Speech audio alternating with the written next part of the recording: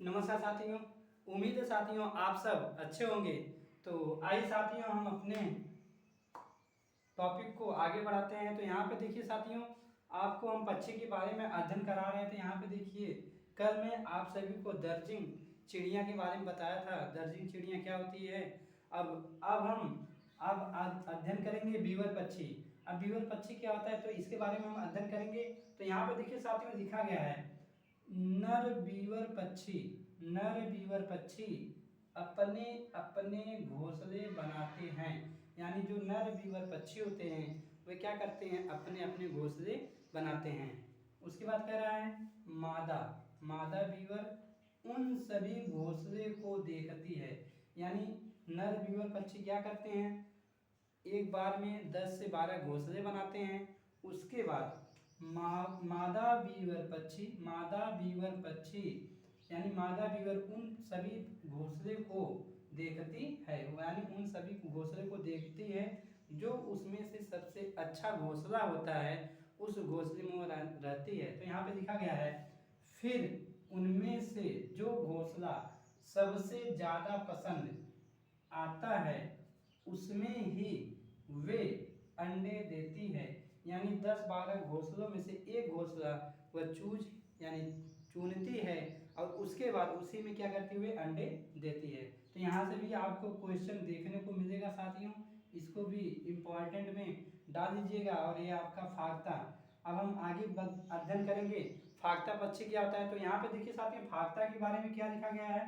कह रहा है फर्स्ट पॉइंट में, फाख्ता कैक्टस यानी फाख्ता जो पक्षी होता है अपना घोंसला कहाँ बनाता है।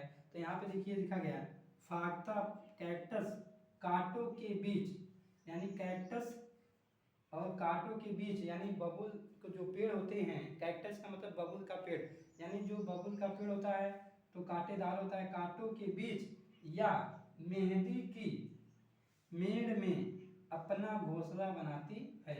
यानी कौन सा पक्षी, फाख्ता पक्षी। यहाँ से क्वेश्चन पूछेगा कौन सा ऐसा पक्षी है जो मेहंदी या कैक्टस के बीच अपना घोंसला बनाती है। तो आप आसानी से आंसर वहाँ पे टिक कर सकते हैं, फाख्ता पक्षी। ऑप्शन में आपको बहुत से पक्षी के नाम यानी 4 ऑप्शन दिए रहेंगे। 4 ऑप्शन में एक ऑप्शन आपको दिखेगा फाख्ता पक्षी यानी डव, इंग्लिश में डव। तो आइए साथियों कुछ और भी पक्षी के बारे में यहाँ पे लिखा गया है, उसको हम अध्ययन करते हैं।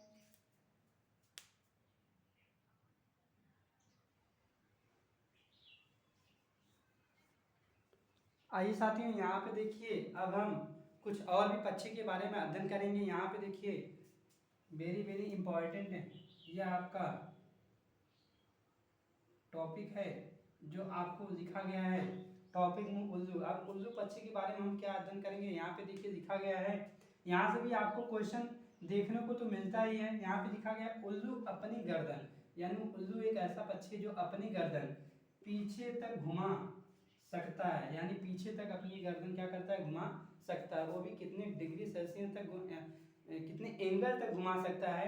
आपका जो घुमा सकता है 270 से, ऑप्शन में आपको लिखा रहेगा 270 से 360 तक, इतनी डिग्री तक उल्लू क्या करता है, अपनी गर्दन क्या करता है, घुमा सकता है। तो यहाँ पे देखिए लिखा भी गया है। तो नेक्स्ट पॉइंट में यहाँ पे देखिए, नेक्स्ट पॉइंट में क्या लिखा गया साथियों, यहाँ से भी क्वेश्चन आपको देखने को मिलता है। कह रहा है इसकी आंखें, यानी इसकी आंखें मानव की तरह सामने की तरफ होती है।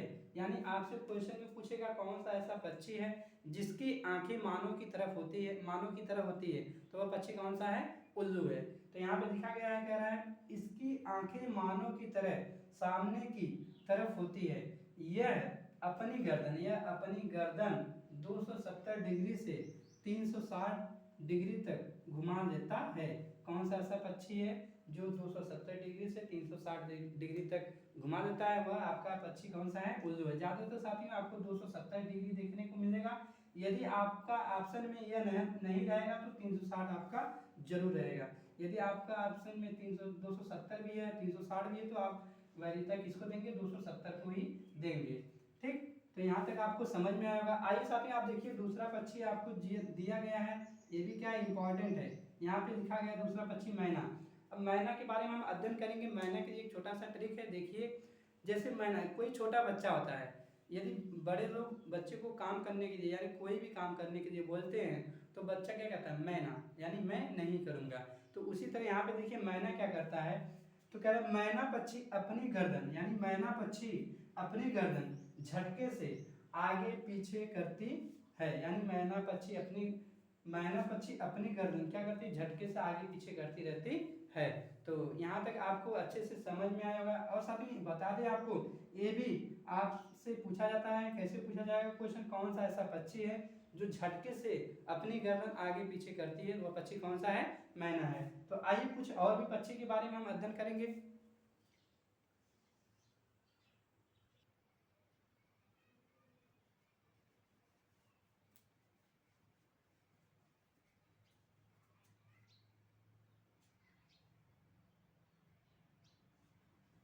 आइए साथियों यहाँ पे देखिए, अब कुछ अगले पॉइंट की ओर हम बढ़ते हैं। यहाँ पे देखिए लिखा गया है कल चिड़ी। कल चिड़ी यानी इंडियन रॉबिन, इंग्लिश में इसको हम इंडियन रॉबिन कहते हैं। तो यहाँ पे देखिए साथियों लिखा गया है कल चिड़ी के बारे में हम अध्ययन करेंगे। यहाँ पे कह रहा है कल चिड़ी पत्थरों के कलचीड़ी पत्थरों के बीच अपना घोंसला, यानी कलचीड़ी जो पक्षी होती है पत्थरों के बीच अपना घोंसला बनाती है। कौन सा ऐसा पक्षी है जो पत्थरों के बीच अपना घोंसला बनाता है, तो कौन सा पक्षी है, कलचीड़ी है। और इसके बारे में और क्या लिखा गया, कह रहा है इनके घोंसले में, अब अपने घोंसले बनाने के लिए कौन क्या क्या वस्तु कौन कौन चीजें देती है, तो यहाँ पे देखिए लिखा गया है इनके घोंसले में पौधों की नाजुक टहनी का प्रयोग करती है, जड़े का भी प्रयोग करती है, ऊन यानी ऊन का भी प्रयोग करती है, बाल लुई सब बिछा रहता है। यानी इनके घोंसले में क्या क्या रहता है, इनके घोंसले में पौधे की नाजुक टहनी, जड़े, ऊन, बाल, रुई सब बिछा रहता है। तो आइए कल चिड़ी के बारे में हम कुछ और अध्ययन करते हैं। यहाँ पे लिखा गया है नेक्स्ट पॉइंट, कह रहा है यह छोटे छोटे कीड़े खाती है, यह छोटे छोटे क्या करती है, कीड़े खाती है। तो यहाँ पे देखिए थर्ड पॉइंट में क्या लिखा गया है, इनकी चोंच अंदर से लाल होती है। यहाँ से भी आपको क्वेश्चन देखने को मिल सकता है, कहेगा कौन सा ऐसा पक्षी है जिनकी चोंच अंदर से लाल होती है, तो वह कौन सा ऐसा पक्षी है, कलचीड़ी है। कौन सा पक्षी है, कलचीड़ी है। तो आइए साथियों कुछ और भी पक्षी हैं जो हम उनके बारे में अध्ययन करेंगे।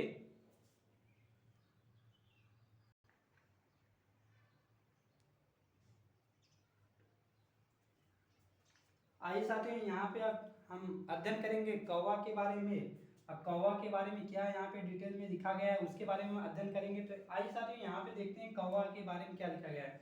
कह रहा है फर्स्ट पॉइंट, देखिए साथियों मैं जो आप सभी को पढ़ा रहा हूँ या समझा रहा हूँ आपकी एनसीईआरटी पैटर्न में यह दिया गया है।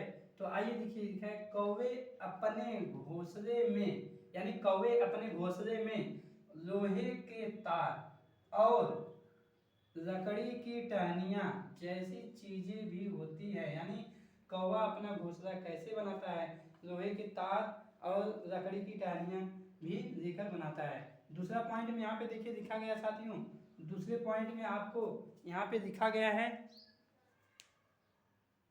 तो आप सब देख सकते हैं यहाँ पे क्या लिखा गया है। कह रहा है कौवा कौवा पेड़ की ऊंची डाल पर घोंसला बनाता है। यानी कौवा जो है पेड़ की सबसे ऊंची डाल पर अपना घोंसला बनाता है। तो यहाँ से भी क्वेश्चन आपसे पूछा जाता है। तो आइए तीसरे पॉइंट की तरफ हम चलते हैं। यहाँ पे लिखा गया है कोयल अपना घोंसला नहीं बनाती है। यानी यहाँ से आपसे क्वेश्चन पूछेगा कौन सा ऐसा पक्षी है जो अपना घोंसला नहीं बनाती है। आपको मैना दे देगा, कलचीड़ी दे देगा और आपको फाटता दे देगा और एक ऑप्शन आपको देगा कोयल। तो यदि आप यहाँ से जानते रहेंगे तो आप आसानी से लगा सकते हैं, वो ऑप्शन आपका क्या रहेगा, कोयल रहेगा। तो आइए यहाँ पे देखिए कह रहा है कोयल अपना घोंसला नहीं बनाती है, वह कौवे के घोंसले में अंडे देती है। यानी किसके घोंसले में अपने अंडे देती है, कौवे के घोंसले में अपने अंडे देती है। तो यहाँ पे फोर्थ पॉइंट देखिए साथियों, यहाँ से भी आपको क्वेश्चन देखने को तो मिलता ही है। कह रहा कौवा अपने अंडों के साथ, यानी कौवा अपने अंडों के साथ साथ कोयल के अंडों को भी सेता है। यानी कौवा अपने अंडों के साथ साथ यानी अपने अंडे को देखभाल करने के साथ साथ कोयल के भी अंडों को क्या करता है, देखभाल करता है यानी सेता है। उम्मीद साथियों आपको यह टॉपिक अच्छा लगा होगा। यदि आपको यह अच्छा लगा होगा तो इसे शेयर सब्सक्राइब लाइक जरूर कीजिएगा। इसके साथ साथ साथियों कमेंट में मैसेज जरूर दीजिएगा आपको यह वीडियो कैसा लगा। तो सो थैंक्स।